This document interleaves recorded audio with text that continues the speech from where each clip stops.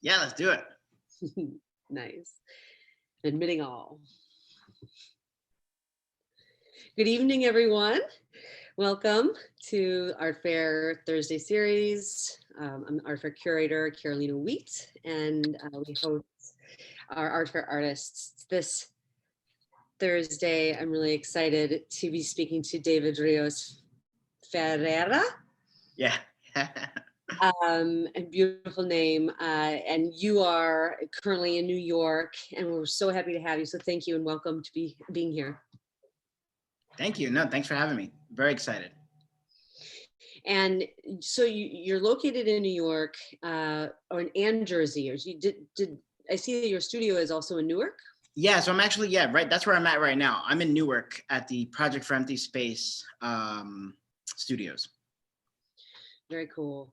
And the space that you're working in right now, how long have you been there?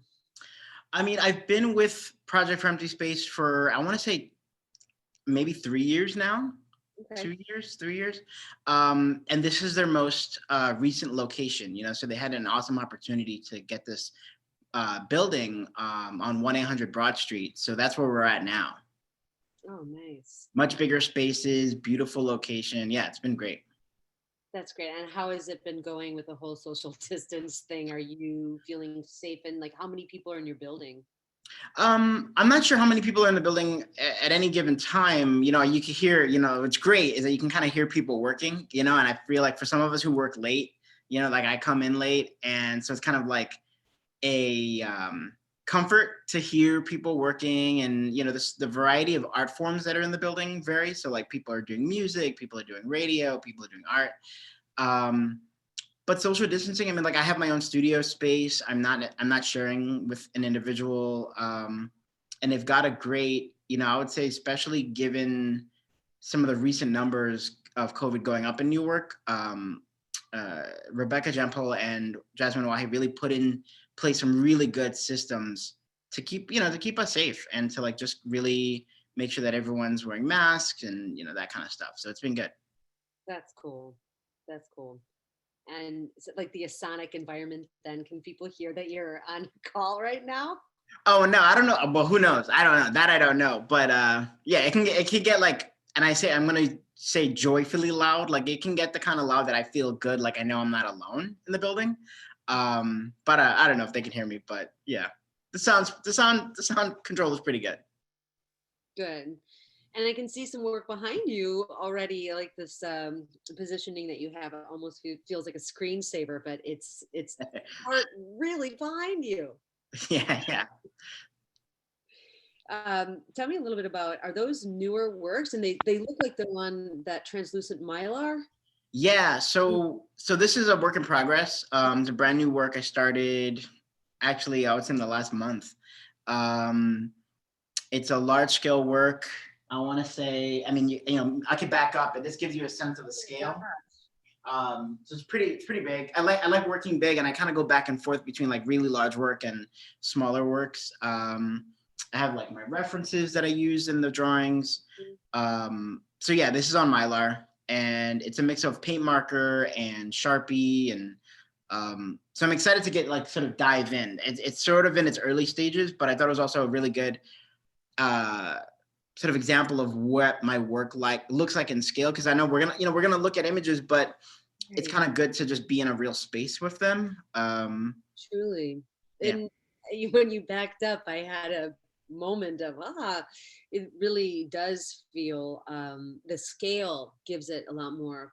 I didn't use the word credibility, but it just feels like, whoa, you're putting a lot of work into this, and the layering too is nice to see a little bit about your process, right? So it's seeing over your right shoulder right now these references you called inspo, which for folks that may be on this broadcast may or may not know that you are referencing heavily from historical architecture, paintings, and imagery, both. Well, I mean, we can go on and on about that kind of this animation and illustration, but like, let's maybe start at that base, the can see down at the bottom here is that historic ink drawing, or is it like a print, or what is? So, I'm really interested in how the variety of lines converge. And that's where the layering comes in. So the sources are a variety of sort of the hand. I'm really interested. I mean, there's sort of this sort of metaphysical thing that happens when I'm tracing someone else's, like this is somebody's hand, I'm kind of like embodying someone's work. And so I'm often looking for how that's represented in particularly historical etchings, in part because they have so many, the layering and the texture that it has, all the way down to like pop cultural imagery, like the cartoons and stuff, which have more broad lines, heavy weighted lines, lines that vary in weight. And I love how they layer. And so a lot of the examples that you're seeing behind me right now are, so I'm not even, I'm not referencing them. I'm straight up pulling them. They're literally they're in the work, in parts and pieces. And, the stuff that's behind me right now is specifically, I look at a lot of images of, and this is sort of spans how I've thought about my work for a while, is the notion of the child. And the child sort of was sort of a central image for a lot of my early work. And as the work evolved, I just started to think about how that exists in reference to history, and how is that visualized, and what are those experiences, how are those experiences documented. And so seeing examples, so on this bottom etch, which is like a woodcutter, an etching, is a historical depiction of a slave being separated from her children. And so that, and actually it's funny, just the way this is set up is sort of how I encounter these images in Google and other sources and other archives, is that I start to do a kind of like a word association. So if I put in like children and history, or children and slavery, or children and, the colonial narrative, I start to get these images. And you go from like historical depictions of a moment in time, right, or a narrative, all the way to, this next image, which is this political cartoon, and how it's actually a depiction of a Hawaiian. And so I start to also, I'm really interested also in the colonial narrative, specifically as it relates to U.S. relations. And that stems from, my Puerto Rican background, but also this relationship that the U.S. has to its quote unquote properties. And how is that visualized? Like, how is that sort of depicted? And it gets depicted in the sort of more historical moments, but then it starts to get depicted in political cartoons, and and then their connection to more historical references of the brown and black body. And so that's sort of that. So that becomes a cachet of images, right? And that's just one set. That's sort of like, if I had to categorize that, that's my historical collection. And then you get into like the pop cultural stuff, like anime and cartoons, and it all relates. So as I start to do these sort of like word associations, what is, the search for like child history narrative, how does that get depicted in pop culture? How does that get depicted in Disney cartoons? Right. And a lot of your process, as we can see, one of my favorite things about working with certain artists, and certainly looking at work that I revere, like yours as well, is being able to really tell a work is David Rios Ferreira, and to see this, over again in story and narrative, and your references and your historical kind of research for finding these images of both sensationalism, propaganda, but also just, educational, scientific, or that, whose hand you are already referencing is drawing, is etching, is recreating, and truly subjectively reinterpreting that body, or the black and brown body, as you reference, and the layering that you have the blue line, for instance, and the etchings that we're going to, go through. And certainly I can see behind you that almost like a draft, like a blueprint. You're setting the setting. And I always really value that, taking the viewer in. But I guess all that said, thank you for letting me get that off my chest. But the idea here is that you're also engaged in that educational narrative, being from Puerto Rico, but being, also, as you referenced before to me, like mainland Puerto Rican. And I'm really am interested in learning more about how those images of education are informing this incredible work. Also, kind of just to back up step, like you were mostly really interested in animation and illustration, correct? Like getting into art. So it makes sense that all of these illustrations would like help feed your practice. Yeah, I mean, there was a really long time in my youth where I thought I was going to work for Disney. Like I was hardcore. That was the goal. And much to my parents, they were excited because that was like a job, So this kid that they supported and loved, they totally supported me making art and drawing. And I spent most of my time as a kid doing that. So there was a bit of a relief, like, okay, that's a real job. So that was actually a big part of my life. And that's just the aesthetic in general was just so influential for such a long time that it just, I can't let it go. And it permeates the work and it comes up, but yeah, it's definitely a big part of the aesthetic. Mm-hmm. But also it's also about like how, it's a really good example of how artists, designers take something like an object and like just the reductive nature of bringing it down to simple lines and simple gestures is also what really kept me interested in keeping it a part of the work. Yeah, and questioning the derivative. Right. Where is this stemming? And you're influenced by this, really illustrative political cartoon sensationalism and reinterpretation of the body and the space. Yet the fact is that you're kind of layering in time, right? So as you've even stacked your references. But I know you've been kind of thinking about this for 5-10 years, all your life, so it's informed. But the work, maybe we can move to the slides now, because there was this 2015 work where you kind of you felt may have been like a pivotal or kind of turning point in relationship to creating this style. And I did want to come back to your reference of education, and it is pertinent for this work. So my practice is really informed by two very personal narratives. One is my parents, being born in Puerto Rico, being educated in Puerto Rico at a time when the U.S. was in control of the school system. So when the U.S. invaded, and I'm very specific to that term, the U.S. invaded the island. They took over the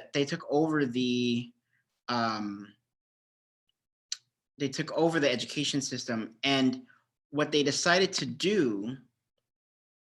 So I want to make sure that the screen is right. It looks good.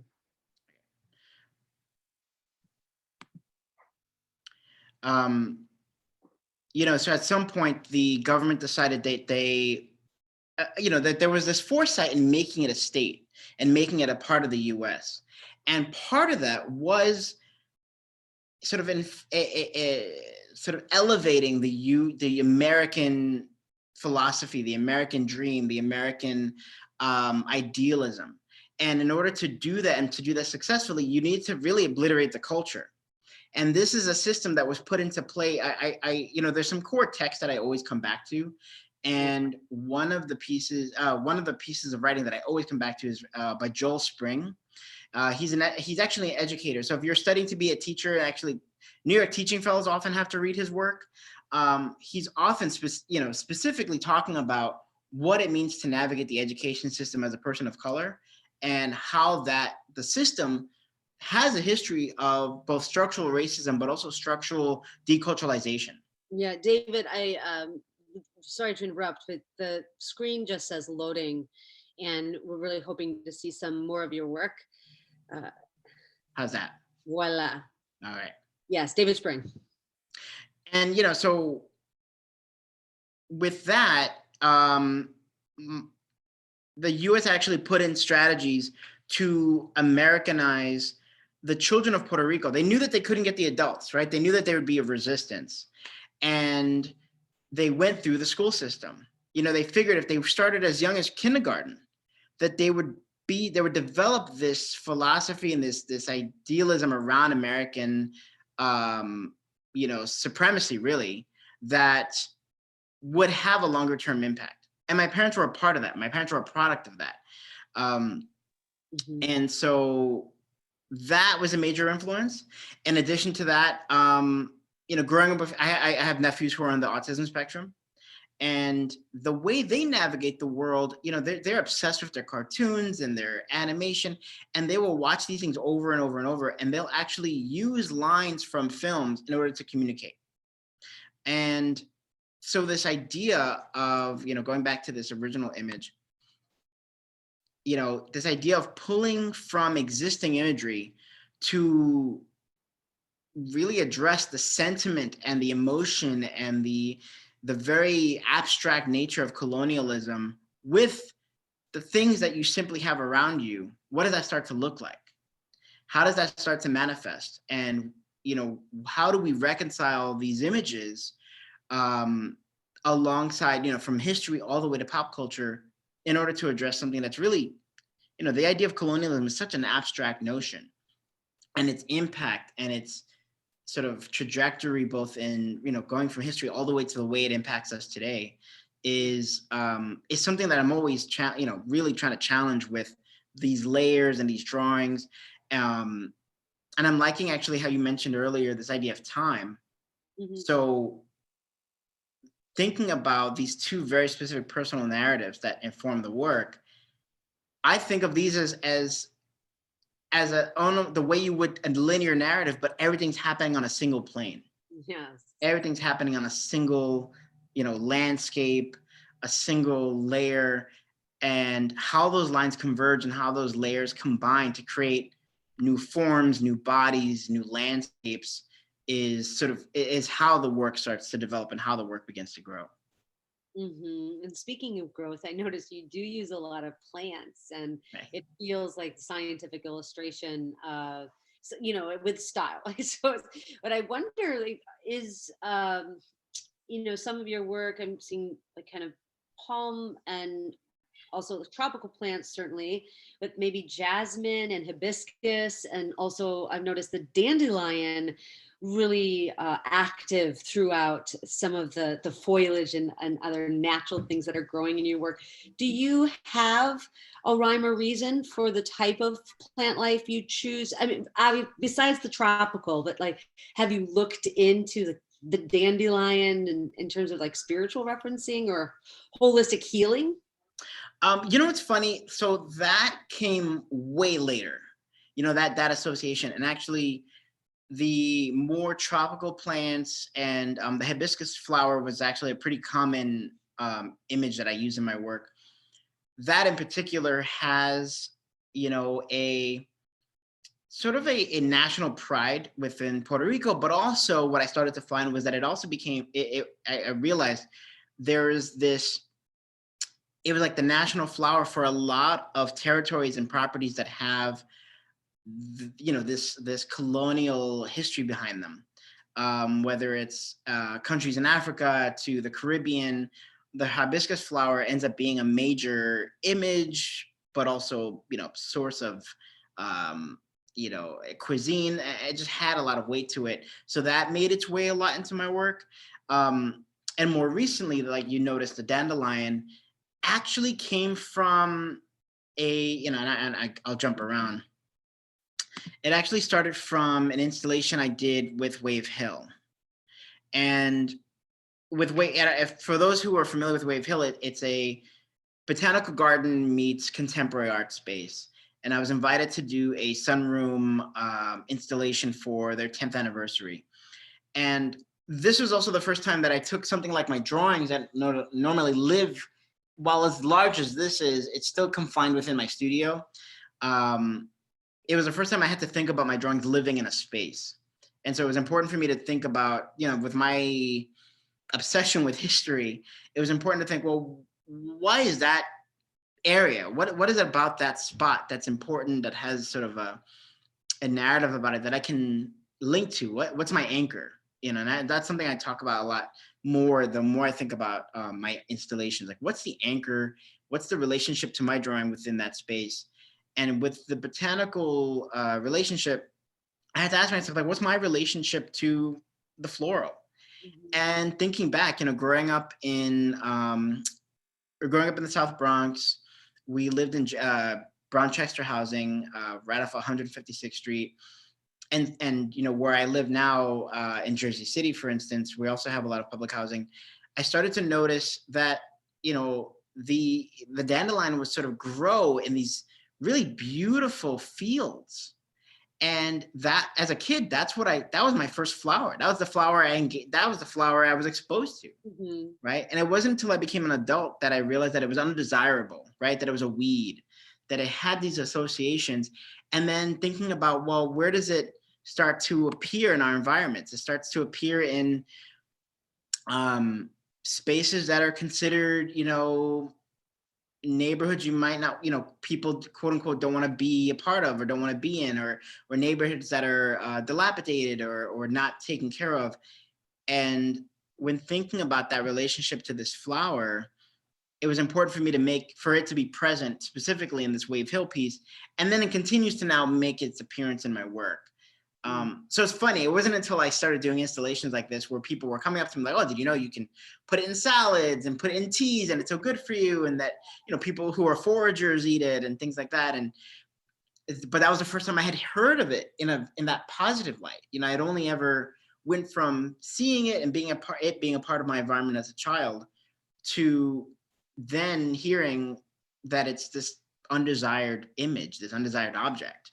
Right. I think it's interesting you use undesired. I understand that because it grows through the cracks of the sidewalk and the sides of buildings. And as you were really beautifully and using it as a metaphor for growing that people don't expect. And it's one of my favorite quotes is grow like a weed where no one expects you to grow, and the dandelion feels so apropos to a lot of the work. And then to come back to the Bronx. Yeah. To this luscious Wave Hill. How did you come about that, or what was that like one of your first instances you said of installation then, correct? Yeah, so I was invited to submit a proposal by the curators there, and so they have two spaces, the sunroom and the sun porch. So the piece that you're seeing here, and by each crime and every kindness, is in the sun porch. And so I thought it was really interesting. So normally what you would see through those windows is this really gorgeous view of the Hudson River. And in my historical research, I was thinking about Henry Hudson's journey, his journey up the river. And what was that encounter like? What was his encounter between the Lenape, who were the indigenous of that community? Mm-hmm. What was that interaction like? What was and maybe not even before we even get into the physical contact, what was the vision? What did that look like? So I began to imagine these landscapes, and in talking with the curators and talking with the people at Wave Hill, there's also this idea, it was important for me, who is someone who grew up as a youth in the Bronx, not knowing about this institution.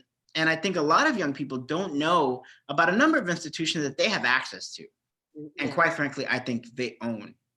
Mm-hmm. So with Wave Hill being a public institution, it was important for me to at least, at the very least, I thought, okay, can we get some young people in here to meet with me and talk with me and just see someone that looks like me in a space like this, creating work with this intention. And then it turned into a community project where I ended up working with young people from Wave Hill who are interning there, who live in the Bronx, and another institution called Casita Maria, which is more in the South Bronx. Mhm. And what we did was I gave them all the resources. I gave them all the elements I use in my work. And we talked about this idea of, kind of recolonizing these images and creating and rethinking the landscape. So when we were talking about this idea of covering the Hudson, I mean, I had members of Wave Hill were walking through as I was installing. They were like, "Are you blocking the windows?" I'm like, "Yeah, I'm blocking the windows." And this is the vision of the teens who created these works. So all the blue lines you're seeing in this installation is a sort of a combination of all the landscapes that the young people who worked on this project created. And the black lines and the more bold colors are sort of my intervention into their narrative. So like having this sort of drawing dialogue with like their line and then my line, and then this. So this is the final product. Yeah, it's fantastic thought to block the windows. Where a lot of your work is on gouache, that's more translucent, it's unsuspecting, that you would bring it in. And the panes, I'm wondering logistically, like what, is it vinyl? Or did you cut it up into little pieces and kids are like, decals up and down, or is it on the gouache, the translucent mylar, or what? It's not translucent, it's opaque, but I mean, just like, how did I see a little paper right there, corner. Yeah, so that space, the other thing that really bothered some people who are used to the space is that it gets really beautiful light. And so I had the challenge with normally working on Mylar, that was sort of my initial attempt. Yeah, like that was the initial approach. But so much light came through that you ended up getting a very sort of undefined image, and it sort of started to get muddled. So what it is, it's a layer of paper and then acetate, which is funny. So like, again, my obsession with animation and my goal of being a Disney animator, a lot of the traditional approaches to animation make its way into my practice. And so acetate and the clear celluloid that was used in traditional animation, when you see like the Little Mermaid floating through the water, like that is a series of painted plastic cells. Yes. So with this work, it's paper mixed with these cells that I then paint on. And that sort of, so that combines into creating this sort of approach. The gouache sitting on the acetate kind of gives it that depth that my Mylar normally has. But it was interesting. It was about controlling the light that was coming into the space, but allowing for it so that it still like sort of had that feeling of the sun porch, but allowed for this narrative to, live. Did you double tape? I'm sorry, I did not see this work, so I'm just asking. Was it double taped, or clear double-sided tape? And what was the view from the outside looking in? Was there any kind of contours or lines that you could see? Because you actually can't really walk around this outside area, so I wasn't really concerned about the view from the outside. Okay. And historically work in the sun porch has played with that from other artists. I was really concerned about what would it be like and what it meant to be in the interior. I used really there's this 3M tape that is like this really thick plastic, like almost like it looks like a rubber belt. And it's great. It's really strong. I prayed when I was like popping them off that like I wouldn't destroy any of the window panes that have like, some of them had historical value, others were like, renovated recently. But a lot of this stuff was done in the studio prior, and then installing was pretty easy. And that's, I'm kind of a one-man show at the moment in my practice. So whatever I can get done in advance is really helpful, especially as it comes down to these installations, which I think you and I spoke, when we spoke yesterday, just talking about like what it means to get commissioned and what it means to like be approached. Once I did this, suddenly people are calling me like, can we get this? Like, can we do this again? Which is always interesting because you're like, to me, it was so specific to the space. Right. And also working with the students. Right. I mean, I think that was very important and valuable. And, you know, and this takes time, and the proposal was approved, and the notion of space is so important. So it does feel interesting that it makes sense that people would see this and be like, hey, I would like to, you know, don my walls with another mural by David Rios Ferreira. And you have done other murals, and you had fast forwarded really quickly to the brick mural. This was also part of like a residency, or they asked you, they approached you, and brick is a fantastic place where art happens. Yeah. Right. How did yeah, talk a little bit about, did you do this as a commission, or was this? It was essentially a commission. What they have a series called the Cafe Mural Series. And so this is the cafe that when you go into that space, for those who've never been, brick is sort of made up of these, you know, multi-level, you know, you have a gallery in this like lower, almost amphitheater kind of structure, which they also do performances in. And then they have studios towards the back, they have radio stations, and in the center essentially is this cafe that people can, you know, obviously get their cappuccinos and scones and whatnot. And so I would say over the course of the last like 5+ years, they would have artists come in and propose installations that varied from vinyl all the way to, in this case, this is wallpaper. So, you know, working with the curator, Nemeth Ferreira, we talked about like how this space would, you know, she's amazing. And it was great to work with her and sort of, we both sort of devised this vision together. I mean, I worked on this, but, you know, talking her through what my ideas were, you know, and similar to Wave Hill, you know, it was important for me to think of an anchor, like what was going to be the anchor to, and relationship I had to the space, like what was going to come to be. And it was interesting to learn that not brick necessarily, but that site was the first movie theater in the US. Like, there was the first working movie theater. And that sort of helped me spiral into like, well, what's my relationship to movies? And hearing her talk a little bit about the relationship to brick and the community. You know, what's funny for me, and I didn't grow up in Brooklyn, and I have some experience there, but the idea of gentrification to me, I thought like that area kind of was, I mean, to be quite frank, I thought it was done. I thought it had been gentrified, right? Like that it wasn't an ongoing, and then to learn it was sort of this ongoing process, right? It continues to impact the community. It continues to have lasting effects. And it really started to mirror, you know, my interest in this history of colonialism, which I think is really complicated. Is here I am, right? Here, some of, you know, especially a lot of people on this Zoom, here we are. We exist as a byproduct of colonialism. So as messed up as that narrative is, the violence, the rape, the subjugation, and yet here we are, right? Like, how do you reconcile how beautiful these people are on this screen right now and the history that sort of comes with that?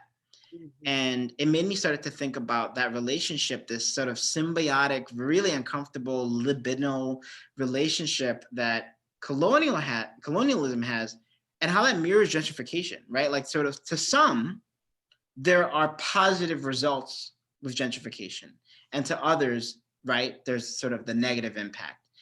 And that made me think about like these monster movies.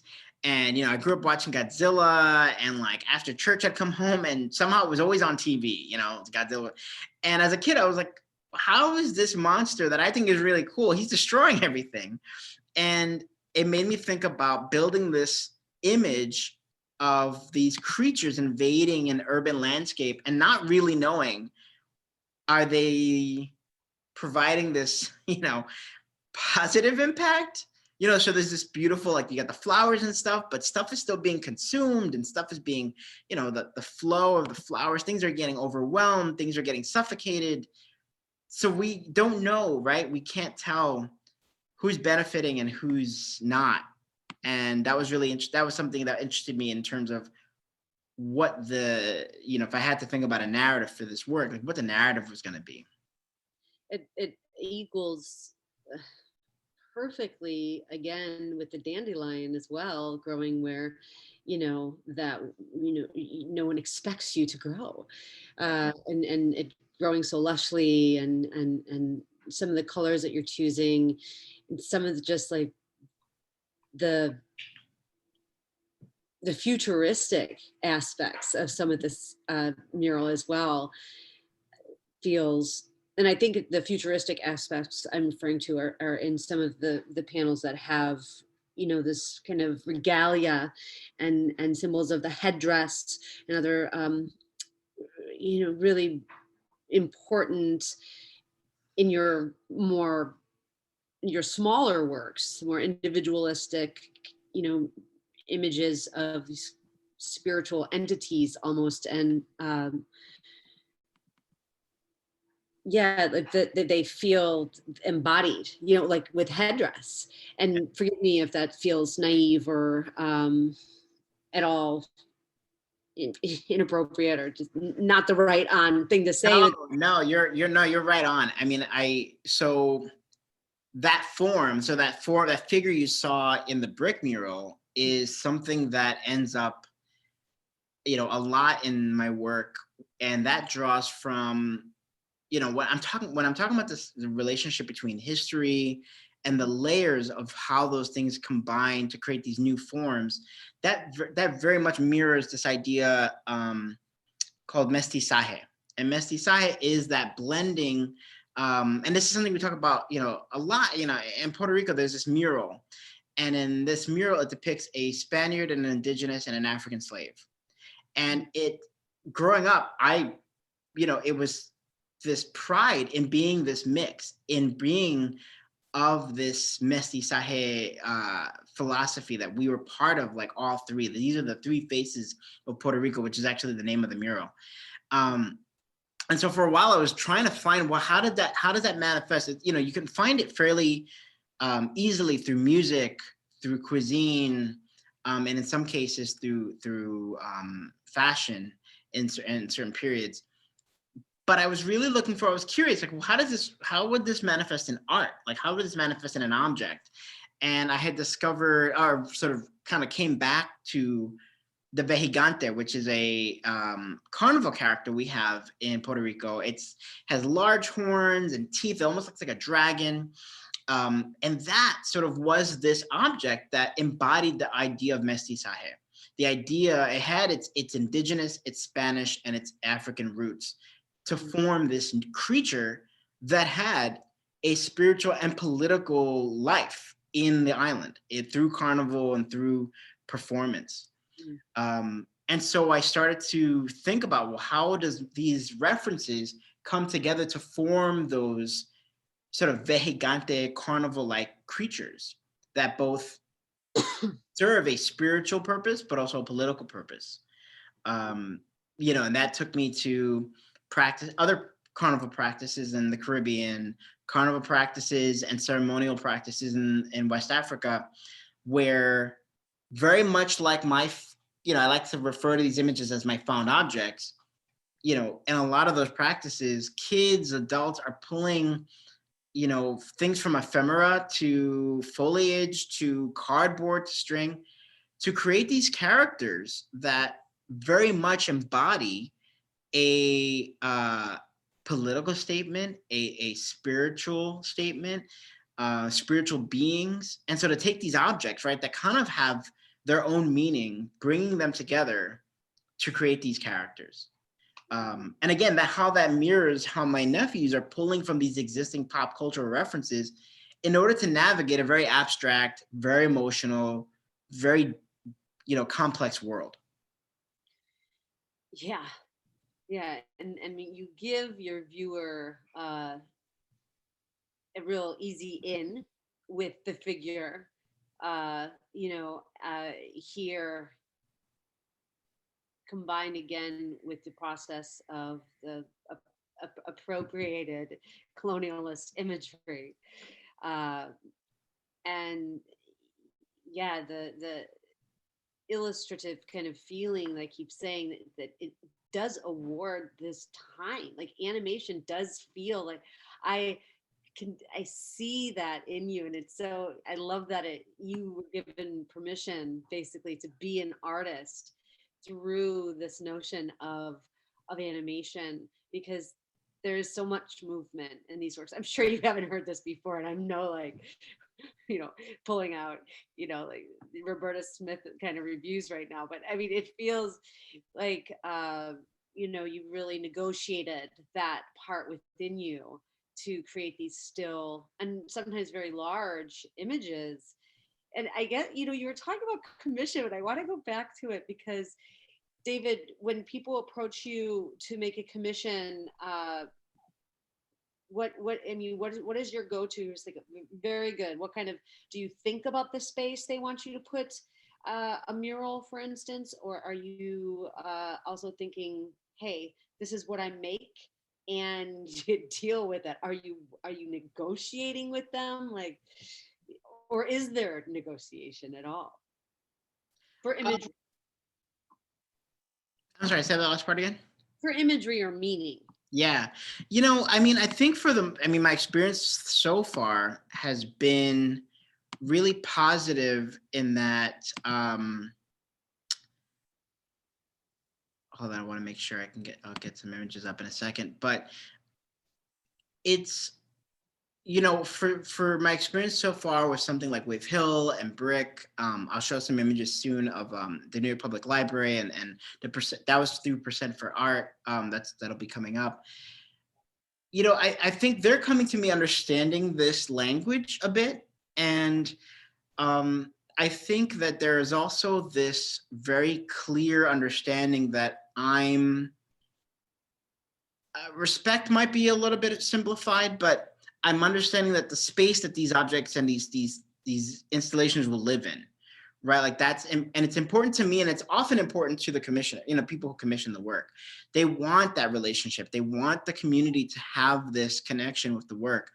And so I've made it clear that that's often my approach. It's out of respect for both the community that I don't want to sort of parachute in and throw my own crap on the wall. Like I think to me it's important that there is this maybe sometimes a pre-dialogue that happens, if not something that's ongoing with the imagery that's there.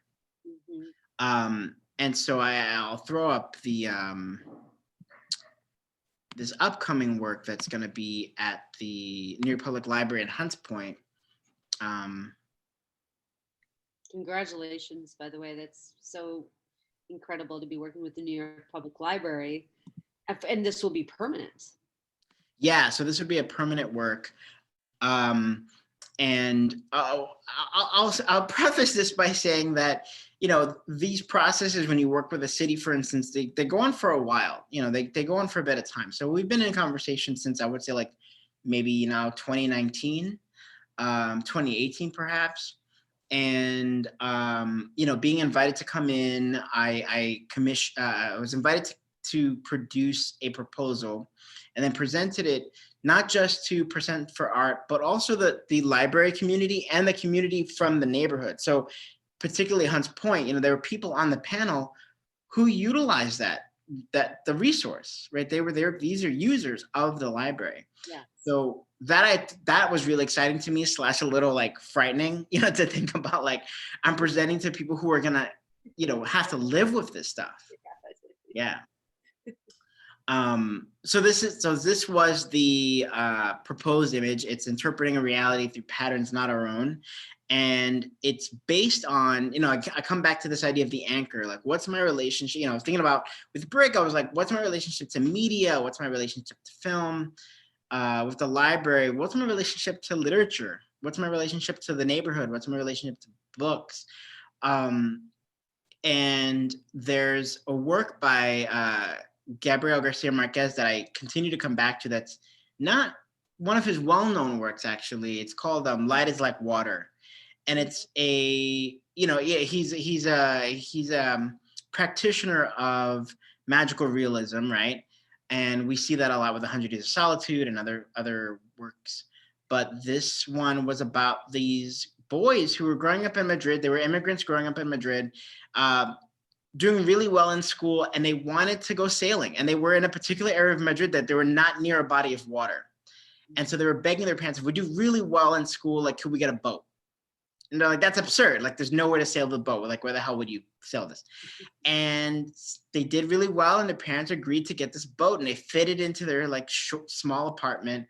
And the kids were, messing with the boat and ended up knocking into a light bulb, and the light bulb ended up pouring water, like just this water of light that flooded the apartment. And they would go sailing and scuba diving, and that image was just so both magical, but also just so, when I think about young people going to the library and being in this space, aspiration was sort of like the word that I just wanted to evoke, that aspiration, that the dreams, right? Like, rarely do we see, even in a Disney film, where you could freaking just have a dream and wish on a star and shit happens, like it just, that's so rare.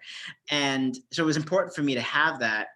But it was also important to have that relationship to the neighborhood. So this is actually this building where my flowers are pouring out, sort of like the light is like water, is from the building I grew up in the Bronxchester houses in NYCHA, the New York Housing Authority. And so the flowers flow, and these boats appear full of foliage and rope and, similar imagery that I use in my work. And central to the mural is these young boys who are sailing and really just enjoying this environment that's been created for them. Mm-hmm. Do you think, certainly you've likely thought about this with the ropes and the boats and the ships and the boys on the boats. Do you think that, and based on a lot of your work referencing colonialism and slavery, right, and bondage of sorts, and certain, terrible abuses of the U.S. and the Brits and all of it, has this image, have you thought about all of those things also? Your intention, I feel, is great and magical, right? Yet all of these elements have this double entendre as well. Right. And that's the reality we face, right? So that's sort of the thing I mentioned earlier, how we are the byproduct of this very tumultuous history. Right. And yet we're here, right? And we're persevering, and we're beautiful. And I think, but it is reconciling that history.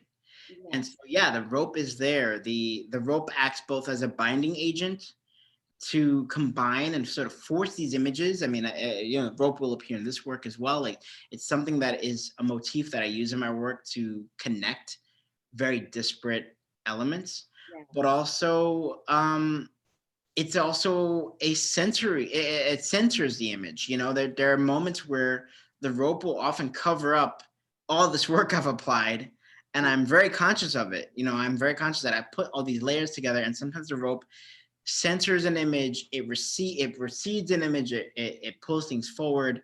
So it's very much a part of the object. And it's right. And I think something you're picking up on is both, there's an intrigue in the imagery, but also something that's very uncomfortable, right? And I think that's sort of what we're faced with, right? That's something that we have to navigate in the world that we're in at the moment. Absolutely. And that we continue to, Right. And, procedurally, I wonder, these are larger scale, encompassing, looks like almost, I don't know, maybe 75 linear feet of the wall, 100 maybe. But your practice, are you allowing this to be interpreted and drawn and painted on the computer? And will it be printed in wallpaper or vinyl? Or are you going to go in by hand and create this work? And really, where did you start with this?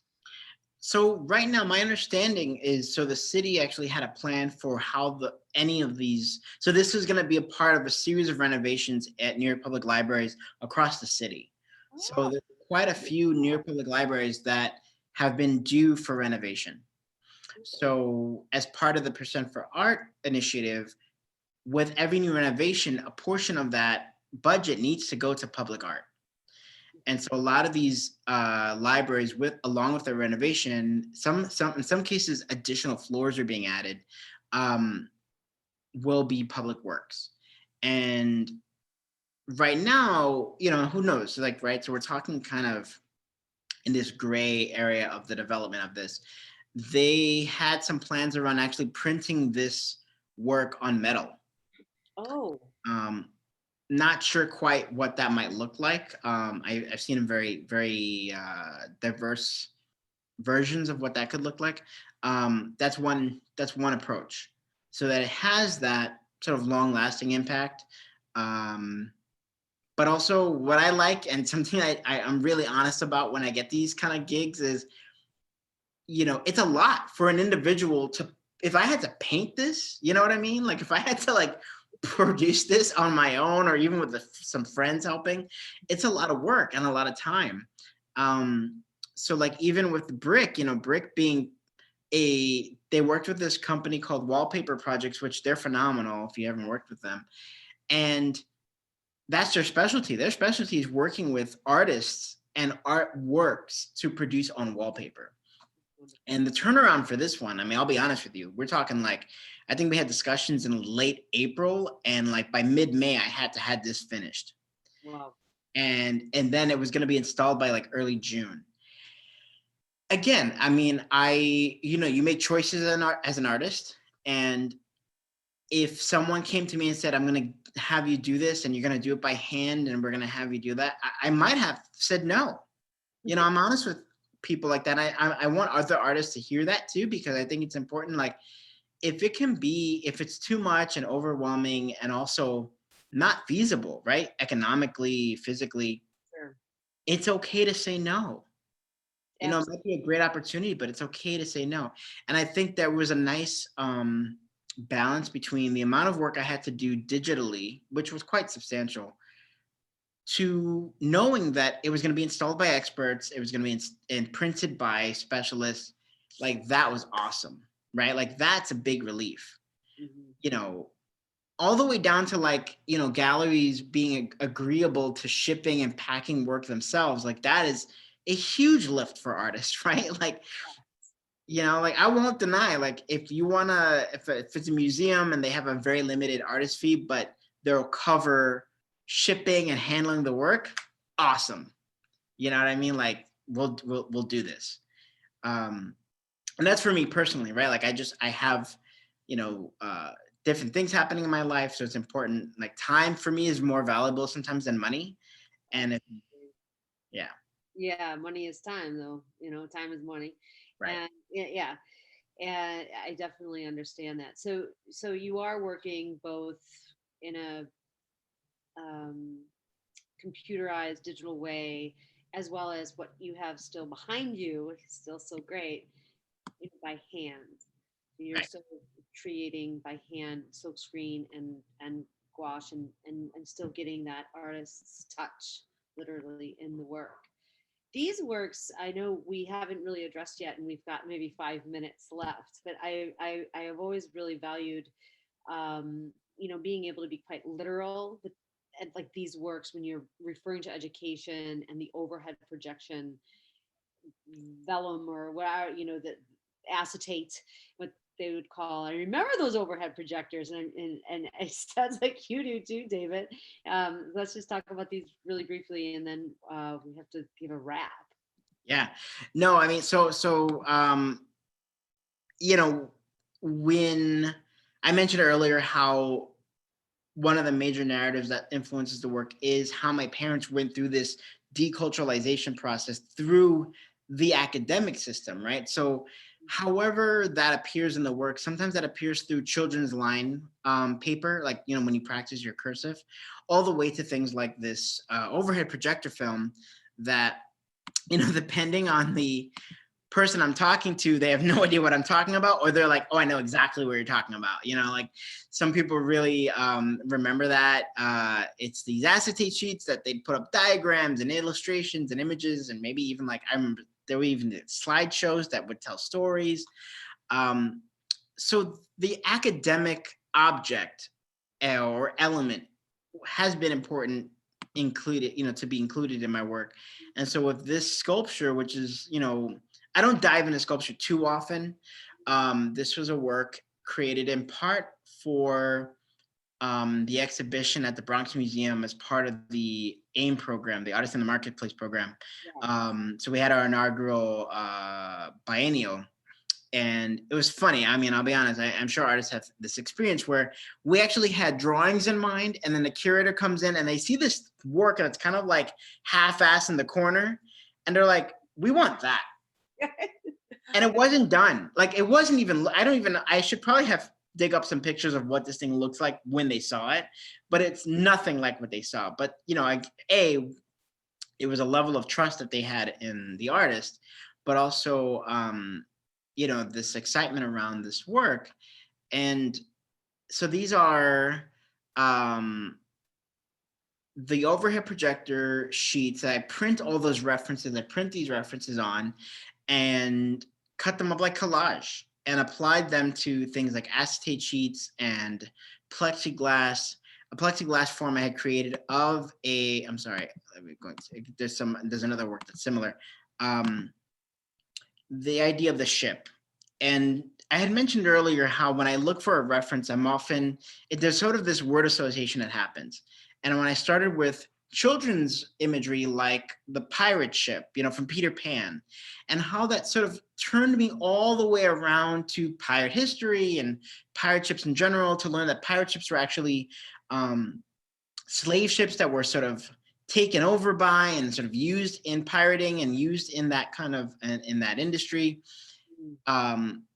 It was important for me to then think, okay, well, this colonial ship sort of has all these layers to it just as an object by itself. So that was sort of the basis for creating this work that is made up of all that history, that has elements of the history of slavery to piracy, to colonialism, to the cartoon imagery of like things from like Pirates of the Caribbean and things like that. And so this actually, with this image that I'm showing you all, is just one of the sails.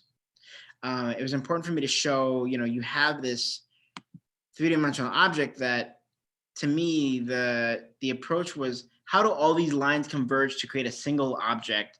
And while that's something I do a lot of my drawing, I was curious, well, what would that look like in a three-dimensional space, right? How would the convergence of all these lines form an object in real, touchable, tangible space?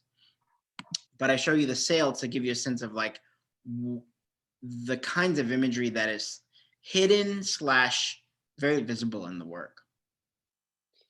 Yeah, and again, that literal translation really just woven throughout the work. I am so appreciative of this time that you've given us, and really to learn more about your work. And as I suspected, I feel like I have another hour's worth of questions for you, and I want to dive in deeper and keep talking about ideas in general and where you're going. But I know that it's going far, and it just so delighted to hear more and to talk to you, David. Thank you for your time. No, thank you for having me. And thank you everyone for coming out. Yes, and certainly the audience feels so good, and you really brought on a lot of really incredible people that I've never had at any of our Thursday broadcasts and studio interviews and visits, and I'm glad you were in your studio. And if anyone came on late, you can catch it on the YouTube channel once it's uploaded. But David, again, wish you the very, very best. I can't wait to see this piece behind you, Finito, and really keep my eyes out for where you're going. Thank you so much. Thank you. Amazing. Thank you. Thank you, Artfare. Thank you, everyone who came out. Thank you so much. Thanks for being on Artfare. Sorry, I just have a quick question. Because it took me ages to get onto the conversation. Sorry, well done, David. How long does it take for it to get uploaded onto YouTube? Oh, it will be in the cloud, and when I have full Wi-Fi action, usually a couple days, 48 hours. How's that, Scarlett? It's good. Take care, and thanks again, everyone, for coming. Thank you, everybody. Bye.